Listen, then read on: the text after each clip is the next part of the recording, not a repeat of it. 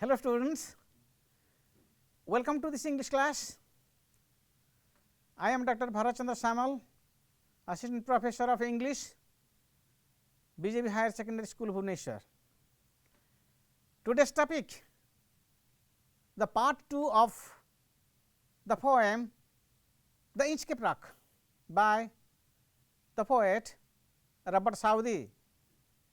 And I told you that in the previous class,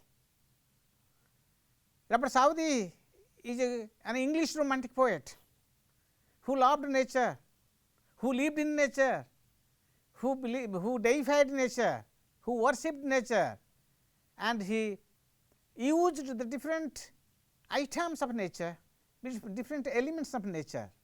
Nature for him was everything. He loved nature. He has used different things of nature, and you see, he used about the air, he used water, he used everything, many things of nature. So, natural elements are used by him here, there and everywhere in his poem. So, Robert Southey is a romantic poet, he is a literary scholar, he is a historian, he is a biographer, he was many things in one.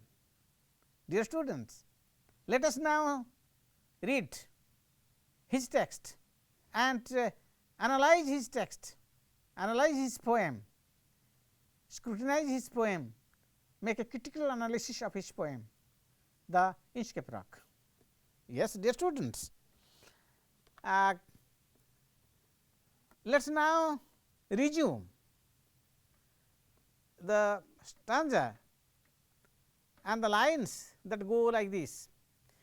When the rock was still in the surge's swell, the mariners heard the warning bell, and then they knew the perilous rock and blessed the abode of Aberbrothock. When the rock was still in the surge's swell, surge's swell means the high tides. When the rock was under high tides of water, under the swell of water, water has swollen up, high tides were there, and the rock was under water, and water has swollen up because high tides were there, and the mariners, means the sailors, the mariners heard the warning bell, and when high tides were there, the floating object would move up and down. They rose and fell, and due to the rising and fall of water, due to the rising and fall of the waves, there was the tingling sound of the bell, and the sound of the bell, the Inchcape bell, was heard from a distance. The mariners could hear the sound, the warning bell. It was the warning bell that came from the Inchcape bell. And when the Inchcape bell rang, it warned the sailors against the danger. And then they knew the perilous rock, they could know it from a distance that the perilous rock was there. The perilous rock means the Inchcape rock. It was the perilous, it was called perilous rock. It was a dangerous rock, and therefore he said the perilous rock. And they could know from a distance because they heard the sound of the Inchcape bell, and they therefore changed their direction. They could save their lives, and they could know, he says, and then they knew the perilous rock. They could know the perilous rock from the distance. They could know the presence and existence of the perilous rock nearby. Therefore, they changed their direction. They did not go there. Had the perilous rock, had the Inchcape bell not been there, they would have lost their lives, because their ship would collide with the Inchcape rock. And as they were saved, as they were saved, their life was saved, their property was saved, and therefore, and blessed the abode of Abarbrathak. And when they were, because it who has done these things, who has placed the Inchcape bell, it was the abode of Abarbrathak. He had placed the Inchcape bell, and it had helped the sailors from dying. It helped them, it saved their life and property. So, dear students, and blessed, therefore, the blessed, they loved, they extended their affection for the abode of Abarbrathak. So, the abode of Abarbrathak was a good soul, because he has done something good for the good of mankind. And now, you see, this is the unit 2 of the text. The sun in heaven was shining gay, all things were joyful on that day. The sea birds screamed as they wheeled round, and there was a joyance in their sound. You say, you mark how the poet describes nature. He is a romantic poet. I told you that he is a romantic poet. He uses the elements of nature, the ideas of nature. In the previous stanzas, he used different items of nature, the air, the water, the sea, the ocean. So, he used these items as objects of nature. And let us see how he continues. The sun in heaven was shining gay, and you mark the elements of nature, the words of nature, the words that are associated with nature. The sun is also an element of nature, an object of nature, and a natural object. So, the sun in the heaven, again heaven is also a part of nature, and he says it was shining gay, all things were, all the things around him, all the things of nature, all things were joyful on that day. So, on that day, all things, everything was joyful, everything was happy, everything was happy, everything was mirthful, everything was delighted, and everybody and everything was happy that day. The seabirds, again another, this is another natural element. The seabirds screamed, means tweeted, chirped, made sounds. The seabirds screamed as they wheeled round, and here wheel is used as a verb. Wheeled round means wheel, a circular motion.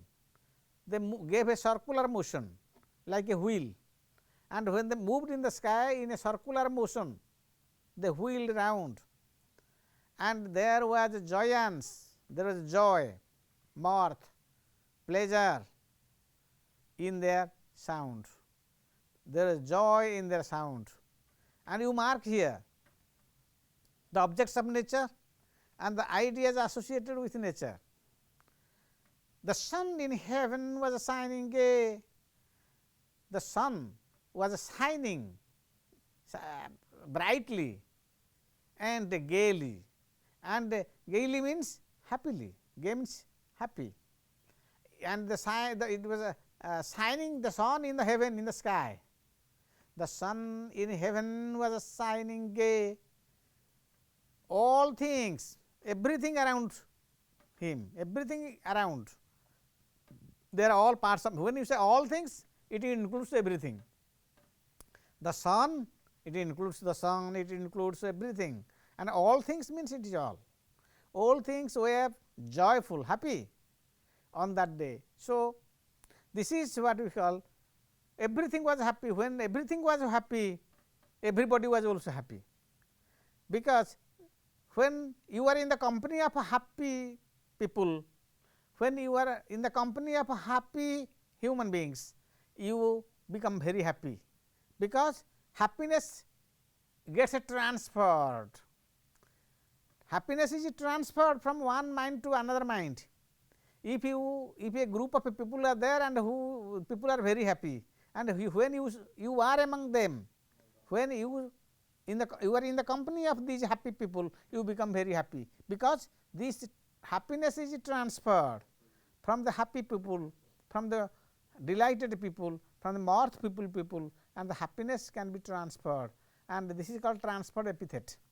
Dear students, it is another poetic device. The poet says all things were joyful, everything was happy. When everything was happy, every being was happy, including the seabirds.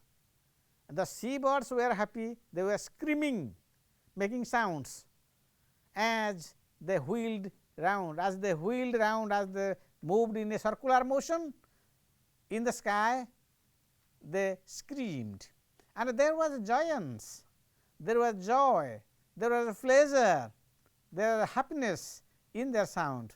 Yes, dear students, again let us now see what the poet tells you in the next stanza of the poem.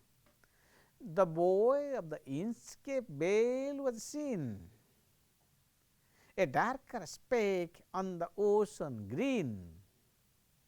Sir Ralph the rover wagged his deck, and he fixed his eye on the darker speck. That is, here you see, this is what happens here. You can call it as the climax of the poem, climax of the story, because you know in a story there is a exposition, then rising action, then climax, then anticlimax, and falling action, denouement. So, in any plot, any work of art, we can have these things. Exposition is there, that is the story starts, then the plot, the story, the plot of the story rises, action rises, finally it comes to the climax, the acme, the zenith, the final point, the top point of the incident, and that is the climax. Climax is the top point of the story, and then the story automatically comes down, the plot automatically comes down, falling action is there, and anticlimax, falling action, and finally it ends in denouement, and the story comes to an end. This is the thing that we find here, and here you can call it, you can say that this is the, this stanza marks the climax of the story. And the boy means the floating object, the floating object of the Inchcape bell was seen, and now the here the Ralph, I mean Sir Ralph the rover makes an appearance. He goes to his ship, the deck of his ship. He was the captain of a pirate ship. Pirate means there are thieves, there are dacoits, they steal, they kill and steal people, they kill the people, people are killed, and they steal their property. This is their, they have a particular ship, and they kill the people and they steal their property, they take away their, they plunder their property and they go away. This is their work, and he is the head, he is the captain of a pirate ship, and he says the boy, the floating object of the Inchcape bell was seen when the when Sir Ralph the rover goes to the deck of the ship. He sees a darker object. He says the Inchcape bell was seen by him. He sees a darker speck. Speck means particle, small object. It looks from a distance. Yes, he looks at it. It is a very small, tiny object from a distance, and he looks at it from a distance, and it looks like a darker speck on the ocean green, on the green surface of water. He says, the poet says, it is a green surface of water, and it was a darker object, darker speck, it is like a darker small tiny dark object floating on water. He saw it when he stood. Sir Ralph the rover wagged and stood on the deck of his ship, and he looked at it, and he looked at the Inchcape bell from a distance, and it was a darker object from a distance, a small tiny like a speck of dust, speck dark object from a distance, he could see it. And Sir Ralph the rover wagged his deck, he went to his deck, he wagged to his deck, stood there for some time, and he fixed his eye on the darker speck. When he stood on his deck, he stood there for some time, looked at the darker speck, and the darker speck, what was the darker speck? It was the Inchcape bell, the Inchcape bell that was floating on a floating object. He saw the whale, it looked like a darker object from a distance, and when he saw it, he fixed his eyes on the darker speck. Dear students, his eyes were fixed, he attracted the attention, the Inchcape bell attracted his attention, and he there was the germination of bad ideas in his mind, you know, and this is the how the bad ideas moot in his mind, germinate in his mind. An idle mind is a devil's workshop, and how devil works in his mind, and that is the thing that is available here in this part of the text.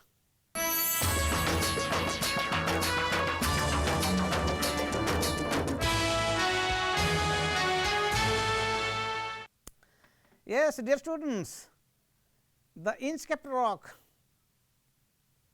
is a perilous rock, and the abbot of Aberbrothock is a gentleman, is a good soul, who had tied a bell to the Inchcape rock, and the bell could save the life and property of a lot of sailors, people. They were sailing high on the sea. And let us see, one day Sir Ralph the rover, he walked to his deck, he stood there for some time, and he looked at the darker speck from a distance, and when he looked at the speck, he looked at the Inchcape bell from a distance, some villainous idea sprouted in his mind, germinated in his mind, and he was overcome by some bad ideas, because he is a naughty man, he is a wicked man, he is an arrogant man, and he was, and whenever any kind of thing he sees, any kind of situation he comes across, I mean a kind of bad idea, a kind of evil idea comes to his mind, and therefore, this also happens here.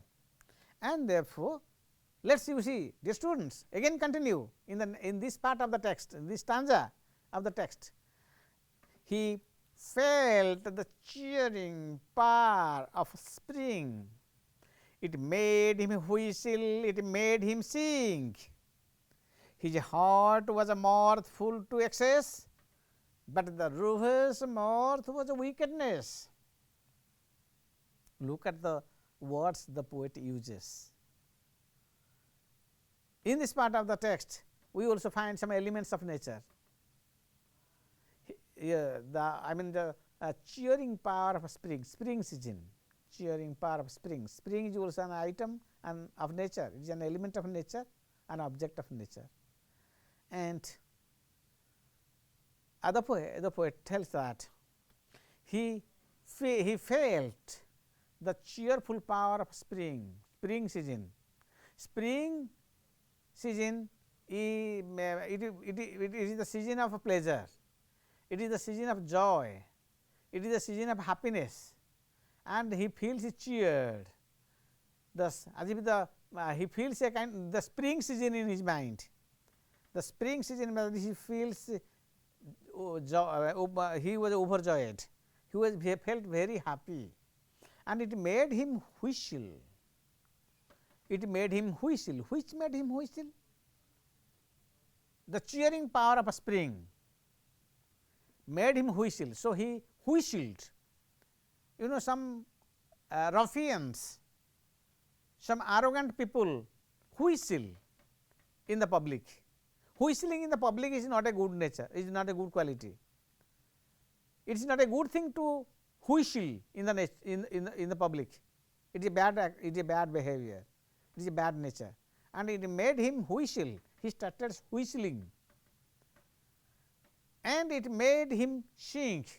And the cheering power of a spring, that is, his mischievous intention, his mischievous propensity was tickled when he saw the darker object from a distance, that was on the buoy, that was floating on the floating object. The whale was on the floating object, and he could see the whale from a distance. It looked like a darker speck, and it made him also sing, and he started whistling, he started singing.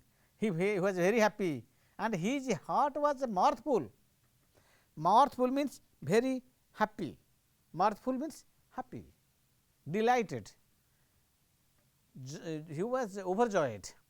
His heart was mirthful. Shakespeare says, present mirth has present laughter, what's to come is still unsure. Present mirth has present laughter. When there is mirth, you have laughter, you laugh, and laughter makes you mirthful.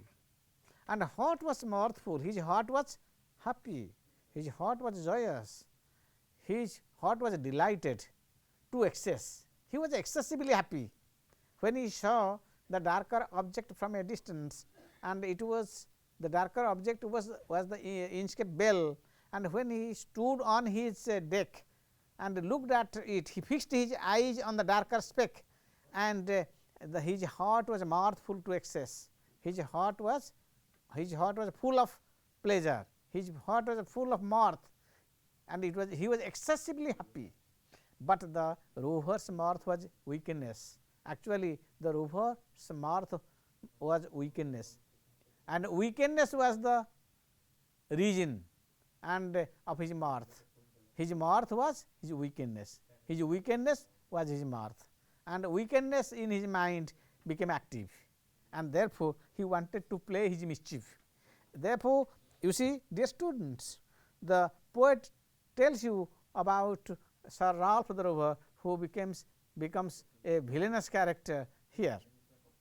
Now, again he continues, his eye was on the Inchcape float, his eyes were fixed on the Inchcape float.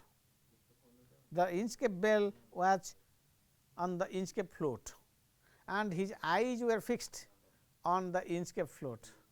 And quoth he, quoth means old English, quoth means said, he said means he said to his people, he said to his followers, to his people. What did he say? He said, my men, put out the boat and roam into the Inchcape rock, and I will plague the abode of Aberbrothock. So, dear students, you look at what the rover says. He says, quoth he, says he, my men, he said, oh my dear people, his workers, his people, his sailors, because he was the captain, and he says, my men, they were his people, and he says, my men, my people, put out the boat. There was a boat in the ship, and he said, he ordered his people, he ordered his men, bring out the boat, so that I shall go to the darker speck in the boat, and row me Row me where? Row me to the Inchcape rock. I want to go to that Inchcape rock, because the ship cannot go there. If the ship would go there, it would be spoiled, it would be damaged. He ordered his men, he ordered his people, row me to the Inchcape rock, and I will plague. I will plague means cause pain. I will plague, I will cause pain to whom? To the abode of Abarbrathak. The abode of Abarbrathak had placed this bell on the Inchcape float to save the people, but today I shall go there, I shall separate, I shall detach the bell from the rock, and the bell will not be audible to others, the bell would not again ring, and the sailors would, and the people, the sailors and everybody would die. And when people would die, they would not bless the abode of Abarbrathak. The abode of Abarbrathak would be plagued. Here plague is used as a verb. Actually, plague is a disease, and plague occurs due to rat bite, infected rat bite. And dear students, here the poet wants to tell you about the villainous character of the abode of Abarbrathak, and we shall continue again what happens and what kind of idea comes, and how he goes to the Inchcape rock and dissects, separates the Inchcape bell from the Inchcape rock. Yes, dear students, let us see what the poet again tells about the Inchcape rock and how Sir Ralph the Rover plays his villainy. He is a mischief monger, he is a villain, he is a villainous character. He plays his villainy here, and when he saw the Inchcape bell from a distance, it was a darker speck from a distance, and he saw the darker object from a distance, and the villainous attitude became active in his mind, and he now ordered his men to lower the boat, so that he would go to the Inchcape rock, and his people, his men immediately obeyed him, and the boat is lowered. You see how the poem continues, how it continues like a story. The boat is lowered, the boatmen row, and now the boat is boarded by Sir Ralph the Rover and his men, and the boatmen rowed him to the Inchcape rock, and rowed him to the Inchcape rock. They go to the Inchcape rock.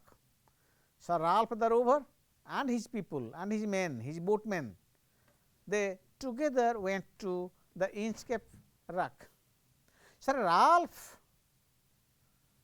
bent over from the boat, and he cut the bell from the Inchcape float, and he went there and separated. He bent over the boat, and he separated, he dissected, he severed, he detached the Inchcape bell from the Inchcape float. And this is a very bad thing, terrible thing that he did. He caused a lot of harm to mankind. So, dear students, the boat is lowered, the boatmen row, unto the Inchcape rock they go. Sir Ralph bent over from the boat, and he cut the bell from the Inchcape float. And let us see how the poet continues again. When the bell was separated, when the bell was detached, when the bell was severed, when the bell was detached from the Inchcape rock, it went into the water. It went deep into the water, and down sank, sank sunk, sunk down. Down sunk means sunk down. The bell with a gurgling sound. Now, the bell started sinking into water, and when it went into the water, as some object goes into the water, when you throw it into water, it goes deep into the water, and the bell, while going deep into the water, what happened? There was a gurgling sound. A gurgling sound was there, and the bubbles rose and burst around. When an object goes into water, bubbles appear, and when the Inchcape bell was going into the water, bubbles appeared, bubbles rose and burst around, and they burst. Bubbles were seen. Now, quoth Sir, said Sir Ralph. Sir Ralph the rover again said, the next who comes to the wreck won't bless the abode of Aberbrothock. The next who comes to the rock hereafter, after this incident, now the bell would not ring, because now it went into the water. There is no bell, the bell is not there, the bell went into the water. He detached the bell sank into water, and therefore quoth Sir Ralph, the next who comes hereafter, after this incident, because the bell is not visible, and after this incident, he who comes here again would not bless the abode of Aberbrothock. They will rather curse him, because they would lose their life. Their ships will again collide with the perilous rock, the Inchcape rock. They would lose their life and property. So, dear students, again see what he says. This is the unit 3 of the text. Now, the bell is detached. The bell went deep down into the water. The poet says that this is the climax of the story. The climax is there, then anticlimax will come. The story, we discussed that there was a perilous piece of rock, and many people lost their lives during high tides, because the top of the rock was not visible during high tides, and therefore, the abode of Aberbrothock placed a bell on a floating object, on a buoy, and when during high tides, when the top of the rock was not visible, the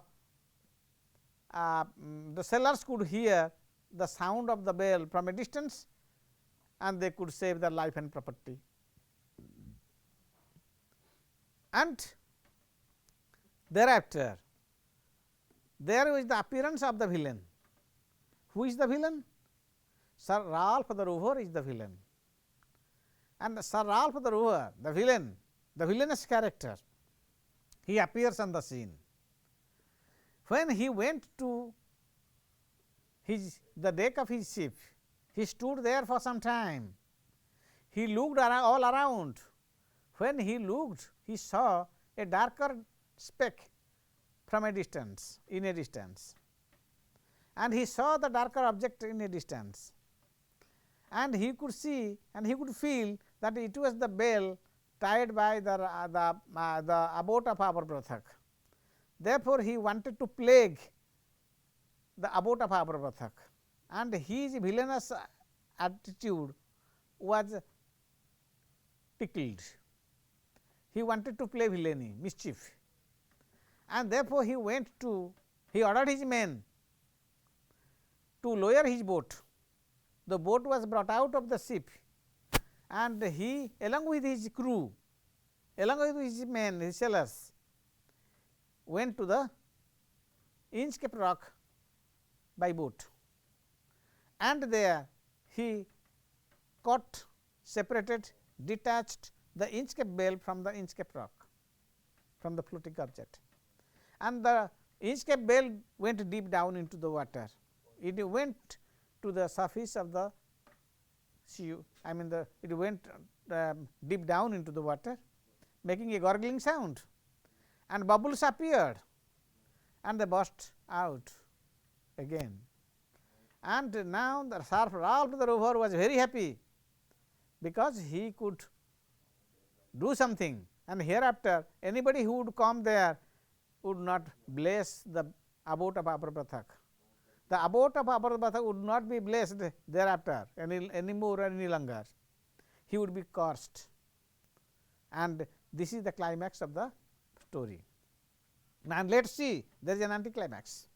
Now, the story comes how the villain is going to be punished. Villain never remains victorious at last. Villain is punished, and the Inchcape rock. Now, come to see what the poet tells you about in unit 3. Sir Ralph the Rover sailed away. He scoured the sea for many a day, and now grown rich with plundered store. He steered his course for Scotland shore. Sir Ralph the Rover sailed away. Then he left the place. He sailed away, and many years passed. Dear students, what happens? You see, he left the place immediately. He sailed away. He scoured the sea. He did not appear on that part of the sea, but he left the place and went away for a long distance. He did not appear there. He did not come there for many days, many months, many years, because he knew that the perilous rock was there, and he would not come there again. He scoured. He left the place. He scoured the sea for many a day, for many days, for many months, for some years rather. He left the place, and now grown rich with plundered store. Plundered means looted. He looted many people. He had stolen the property of many people. I told you that he killed people and he stole the property of others. Killing and stealing was his nature. He plundered, he looted, he thieved, he stole the property of the people, of the other sellers, and now grown rich. Now he has become very rich, extremely rich, very rich, and now grown rich with plundered store, by plundering people, by plundering the ships. Now he has become a very rich man, a successful man, but he has to get the prize of his work, what he has done. He has to be returned with the same coin. What happens? Because you have to reap the result of your action. If you do something good, you must reap good result. If you do something bad, you must reap bad result. So now grown rich with plundered store, he steered his course for Scotland shore. So he steered his course. Course means way. He steered his course for Scotland shore. For after many years, one day he was coming on his ship with his men, and he steered his course for Scotland. So he was coming to the same in the same direction, and he has forgotten all about all these things, because many years have passed by, many days, many months, many years has passed by, and he has plundered and he has become rich by now, and he steered his course, and after many days he has forgotten everything what he has done, but he has to reap the result of his action, and he steered his course for Scotland shore. So, dear students, let us see again what happens to that man. So, thick a haze overspreads the sky. They can't see the sun on high. The wind has blown gale all day. At evening it has died away. You see, Dear students, look at the kind of words he uses here in order to give importance to his writing. He is a poet of nature. Again, you see, he has used a lot of natural elements, and here he uses some other natural elements. Haze. Haze is also a natural object, natural element. Haze means fog, mist, fog. So, there was a thick fog, there was a thick mist, thick fog was there. So thick a fog, so thick a mist, so thick a hedge overspreads. There is a fog, thick fog that is spreading here and there all around. So thick a hedge overspreads the sky from the sky to the earth. Everything and everything, everywhere there was a thick fog. So thick a fog that overspread the sky, from the earth to the sky, nothing was visible. There was a thick fog, thick mist was there, nothing was visible, and they can't see the sun on high. Again, sun is another natural element. They can't see the sun on high. They looked at the sky, looked high, and whether the sun was there, to see the sun, they looked at the sky, but the sun was not visible either. So there is a deep fog spreading here, there, and there in the atmosphere, and they couldn't see anything. Even the sun was not visible, and the wind has blown gale all day, and that day the wind was not stagnant. You know, refer to the first stanza of the poem. The no star in the air, no star in the sea, there is no star. You come towards the last of the poem, you see, in the first stanza of the poem, the poet tells that there was no movement of the natural object. Air was not moving, wind was not moving, nothing was moving, even the sea water was also stagnant, everything was in a standstill. But here everything has become stormy. The wind has blown, gale means stormy. The wind has become like a storm, strong wind. You say air, wind and storm. There is a difference among these three words. Dear students, if you see the difference among these three words, what is air? Air is stagnant. What is wind? Moving air is called wind. What is storm? When the wind becomes strong, it becomes storm. And now the wind has become gale, means stormy. And now this is the condition. Dear students, this is the situation. Everything is stormy, everything is like mad, everything has gone mad, and in such a situation what will happen, we shall see. What the poet wants to tell you, dear students, that is the major thing to look at.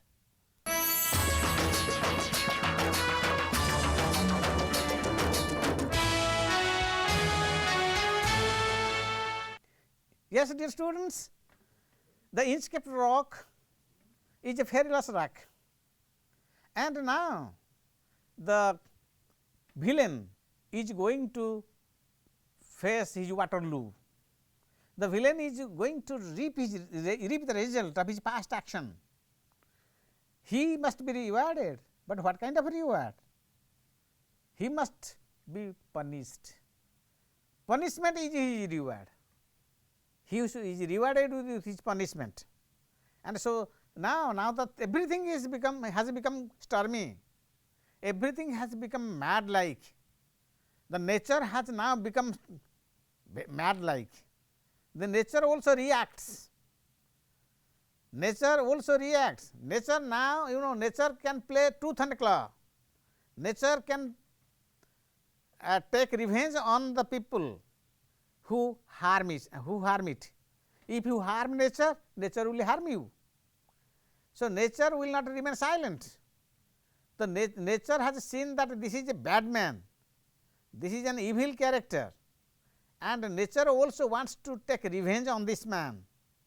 And let us see, nature means God, God is also nature, and let us see how God punishes the man. What happens here?